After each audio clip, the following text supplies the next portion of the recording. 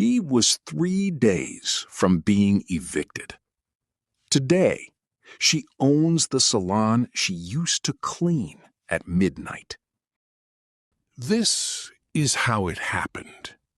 And the strange part is, it started with a phone call she almost didn't answer. Her name was Grace, 24, a single room above a barber shop, one window that didn't fully close. A stack of unpaid notices she kept under a shoebox so she wouldn't have to look at them every morning. She cleaned 3 buildings a night: a gym, a dental office, and a hair salon downtown. That smelled like burnt flat irons and expensive shampoo. She'd mope around the styling chairs and watch herself in the mirrors, tired, small, invisible. And think, I used to want more than this. In her coat pocket, she kept a bus ticket, torn in half. A trip to a cosmetology open house 3 years earlier that she'd missed because her shift ran late. Then, on a Thursday night, her phone rang while she was locking up the salon. It was a wrong number. A woman asking for someone named Dana, sounding frantic. Her stylist had canceled last minute, and she had a wedding shoot in 6 hours. Grace almost said, "Wrong number," and hung up. She didn't. Instead, she said, "I'm actually standing in a salon right now. I could try." She had no license, no portfolio, just 4 years of watching stylists work while she mopped around their feet. 2 hours later, the woman was crying, the good kind of crying, handing Grace $90 and saying, "You just saved my whole day." $90 for 2 hours. She'd made less than that in an entire 6-hour cleaning shift. She didn't sleep that night, not from exhaustion, from the sudden, terrifying thought, what if this isn't a fluke? The next morning, she posted 3 photos to a local buy and sell group. Bridal style updos, $25, mobile service, book now. She used her cracked phone camera and did her own hair as the sample photo because she had no clients yet to show off.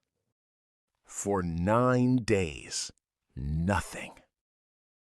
On day 10, someone booked her for a birthday party. Then a graduation. Then a woman getting married in a courthouse who couldn't afford a real salon. Word started moving the way it does in small communities, not through ads, but through people talking.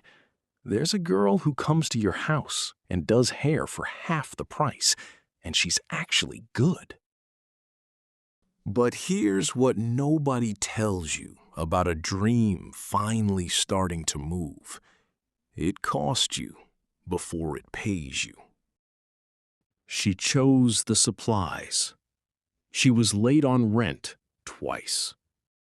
5 months in, a bride canceled the morning of her wedding after Grace had already bought $140 in flowers and pins for the look. No refund, no apology, just silence. She sat on her bathroom floor that night with the torn bus ticket in her hand and asked herself the question she'd been avoiding. Am I actually building something, or am I just really good at almost making it? But her phone buzzed, A message from the bakery shop woman. My daughter's prom is in 3 weeks. Can you do a trial run this weekend? I already told my sister about you too. One message. That's all it took to make her stay 1 more month. 1 more month became 8. 8 became a year. At month 14, a real salon, the one she used to mop, had an empty chair open up. The owner offered her a booth to rent. She said yes before he finished the sentence. 18 months after that wrong number phone call, Grace didn't just rent a chair in that salon. She bought it. She hung one thing on the wall by the front register that every client asks about: a torn bus ticket in a small frame with no explanation next to it. She likes that people wonder. Somewhere in your life right now, there's a version of that phone call happening. Answer it anyway. If this story moved you even a little, tell me in the comments where you are right now. Cleaning, waiting, almost giving up. Because someone else scrolling through this needs to see that they're not the only one. And if you want the next one of these dropped straight to you, you already know what to do.